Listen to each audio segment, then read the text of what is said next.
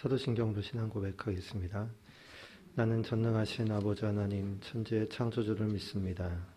나는 그의 유일하신 아들 우리 주 예수 그리스도를 믿습니다. 그는 성령으로 잉태되어 동정녀 마리아에게서 나시고 본디오 빌라도에게 고난을 받아 십자가에 못 박혀 죽으시고 장사된 지 사흘 만에 죽은 자 가운데서 다시 살아나셨으며 하늘에 오르시어 전능하신 아버지 하나님 우편에 앉아 계시다가 거기로부터 살아있는 자와 죽은 자를 심판하러 오십니다. 나는 성령을 믿으며 거룩한 공교회와 성도의 교제와 죄를 용서받는 것과 몸의 부활과 영생을 믿습니다. 아멘. 찬송가 325장 찬양하겠습니다. 찬송가 325장입니다.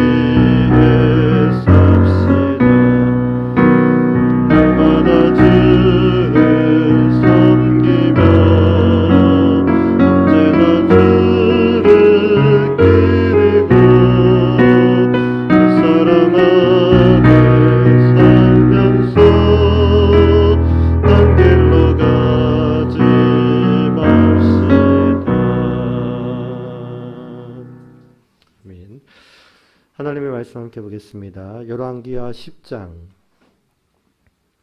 32절에서 36절까지 말씀입니다. 구약성경 열왕기하 10장 32절에서 36절까지의 말씀 함께 보겠습니다. 함께 읽습니다.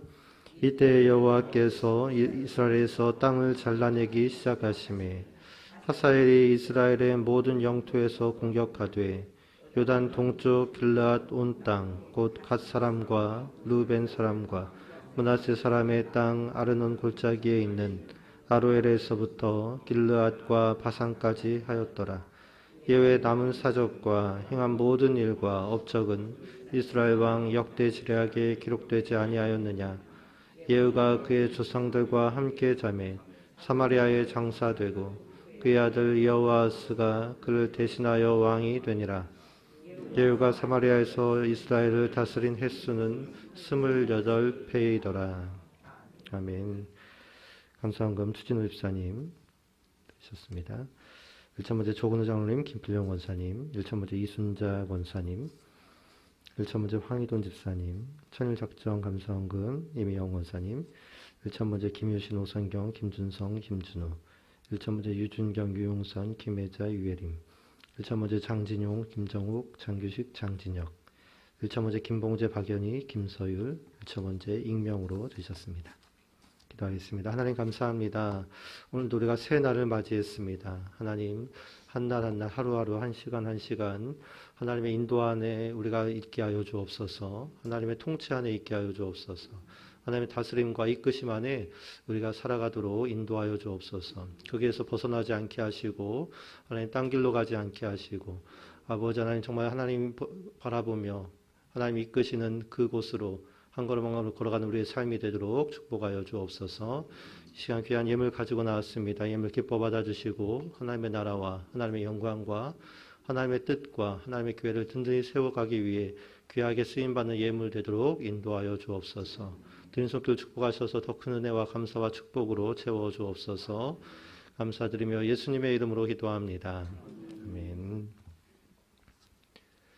네, 어릴 적 주일학교 다닐 때 여러 선생님들이 계셨습니다. 그 중에 가장 기억에 남는 선생님이 계신데 그 선생님은 인자하거나 또 자유롭거나 혹은 친절하거나 하던 선생님이 아니었습니다.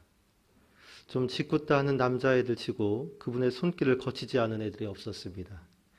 매주 기합 주고 혼내고 또 괴롭히고 하던 선생님이었습니다. 저는 분반 공부할 때마다 엎드려 뻗치는 기합을 거의 매주 받아야 했고 또 친구 하나는 매주 울면서 집에 갔던 기억이 생생히 떠오릅니다. 그때는 잘 알지 못했는데 또 시간이 지나서 제가 그분의 나이가 되고 또 그분의 위치에 서게 되니까 또 그분이 했던 행동들이 좀 이해가 가는 측면도 있습니다. 그 선생님은 그때 거기에서 그 역할을 감당했던 거구나. 주일학교를 운영하려면 많은 손길과 역할들이 필요하지 않습니까? 그 역할 중에 하나가 군기반장이었고 그 선생님은 그 군기반장 역할에 충실했던 것을 지금 와서 생각하게 됩니다. 우리 모두가 주연이 될 수 없고 또 모두가 좋은 역할을 할 수가 없습니다. 또 그럴 필요도 없습니다. 어떤 이는 악역을 맡아야 하기도 하고 또 어떤 이는 엑스트라 역할을 맡아야 하며 또 어떤 이는 스텝의 일을 맡아야 합니다. 사랑으로 감싸는 선생님도 필요하지만 엄격히 규율을 잡는 선생님도 필요합니다. 훌륭히 가르치는 선생님도 필요하지만 뒤에서 묵묵히 꾸준히 일을 도맡아 하는 선생님도 필요한 것입니다. 이 모든 역할이 한데 어우러져야 주일학교가 잘 돌아가는 것 아닌가 생각이 듭니다. 이사야 선지자는 하나님과 우리와의 관계를 토기장이와 진흙에 비유하고 있습니다. 이사야서 64장 8절 말씀에 보면 그러나 여호와여 이제 주는 우리 아버지시니이다. 우리는 진흙이요 주는 토기장이시니 우리는 다 주의 손으로 지으신 것이니이다. 하나님의 나라를 이루어감에 있어 토기장인 하나님은 당신의 뜻에 맞게 우리를 빚으십니다. 때론 귀히 쓰는 그릇으로, 때론 질 그릇으로, 때론 왕의 모습으로, 때론 수종 드는 자의 모습으로, 때론 칼의 모습으로, 때론 칼집이나 방패의 모습으로 우리에게 역할을 부여하십니다. 중요한 것은 만들어진 모습이나 모양이 아니라 만들어진 대로의 사명을 감당해야 하는 것입니다. 그 역할을 충실히 해야 하는 것입니다. 각기 모양은 다르지만 우리가 지음받은 대로 주어진 역할을 충성되게 감당할 때 하나님의 나라는 아름답게 이루어져 가는 줄로 믿습니다.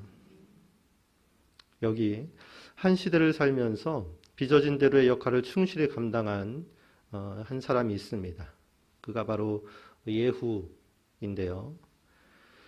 여러분 오늘 말씀 34절에서 36절까지의 모습을 보면 이제 예후가 그 역할을 충실히 다하고 이제 인생의 마지막에 이르는 그러한 장면이 나옵니다. 34절에서 36절까지 말씀을 함께 보겠습니다. 예후의 남은 사적과 행한 모든 일과 업적은 이스라엘 왕 역대지략에 기록되지 아니하였느냐. 예후가 그의 조상들과 함께 잠에 사마리아에 장사되고 그의 아들 여호아스가 그를 대신하여 왕이 되니라. 예후가 사마리아에서 이스라엘을 다스린 횟수는 28회이더라. 경랑의 시대 속에서 예후는 하나님이 빚은 대로의 역할을 완수하고 죽음을 맞이합니다. 이 열왕기의 시대에 하나님이 예후에게 맡긴 역할, 그 역할이 무엇이었습니까? 토기장인 하나님은 어떤 모습으로 예후를 빚으셨고 또 그에게 어떤 역할을 맡기셨습니까? 이전의 말씀에 그것이 잘 나와 있는데요. 열왕기하 9장 6절에서 9절까지의 말씀을 잠깐 보면 되돌아가서 9장 6절에서 9절까지의 말씀을 잠시 펴서 읽어보면 이렇습니다. 예후가 일어나 집으로 들어가니 청년이 그의 머리에 기름을 부으며 그에게 이르되 이스라엘 하나님 여호와의 말씀이 내가 내게 기름을 부어 여호와의 백성 곧 이스라엘의 왕으로 삼노니 너는 내 주 아합의 집을 치라. 내가 나의 종 곧 선지자들의 피와 여호와의 종들의 피를 이세벨에게 갚아주리라. 아합의 온 집이 멸망하리니 이스라엘 중에 매인자나 노인자나 아합에게 속한 모든 남자는 내가 다 멸절하되 아합의 집을 느바세 아들 여로보암의 집과 같게 하며 또 아히야의 아들 바하사의 집과 같게 할지라. 하나님이 예후에게 맡긴 역할, 그것은 바로 이스라엘의 개혁이었습니다. 이스라엘을 개혁하라고 그러한 역할을 맡기셨습니다. 아합과 이세벨로 인해 더러워진 이스라엘, 이 유다와 이스라엘에 만연해 있던 우상 숭배와 거짓 가르침, 그리고 더러운 문화와 사상을 척결하는 일을 하나님은 예후에게 맡기셨습니다. 그래서 예후는 자신이 부름받은 대로, 지음받은 대로, 빚어진 대로 주어진 역할에 충실합니다. 아합의 아들들을 죽이고 아합을 따르던 사람도 죽였습니다. 그리고 아합의 아내 이세벨도 죽임으로 아합의 집안을 멸절시킵니다. 그뿐 아니라 아합의 사위가 된 남유다의 왕 아하시아도 죽이고 그의 형제들도 죽였습니다. 또한 아합과 이세벨로 인해 잉태된 바알 숭배의 사상을 뿌리 뽑고 있습니다. 바알 선지자, 바알 제사장, 바알 신도들을 한날에 모이게 해서 일시에 처단한 사건이 이전에 봤던 말씀입니다. 하나님이 예후에게 맡긴 역할을 보면서 저는 서두에 언급한 선생님이 생각이 났습니다.